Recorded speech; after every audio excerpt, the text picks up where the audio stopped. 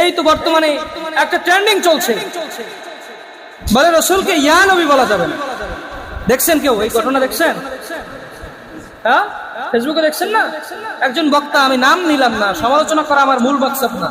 মূল মাকসাদ হচ্ছে আপনাদের উপরে আমার একটা দাবি আছে না, যেহেতু আমি আপনাদের এখানে জুমার নামাজ পড়াই, সেহেতু আমার একটা দাবি আছে, সতর্কতা স্বরূপ আপনাদেরকে বল। কোন সমালোচনা আমি কারো কখনো করিও নাই। আজকের এইখানে আমি প্রায় কয় মাস হয়েছে, 3-4 মাস মনে হয়ে গেছে, তারও বেশি। এই কয় মাসের মধ্যে আপনারা সাক্ষী, মসজিদ সাক্ষী, আল্লাহ সাক্ষী, বলেন তো আমি কারো নাম নিয়ে আজ পর্যন্ত কারো সমালোচনা করছি? বলেন।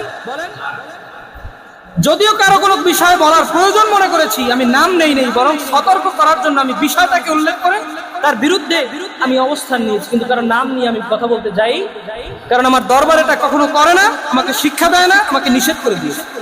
তো যাই হোক, যে কথা বলতেছিলাম,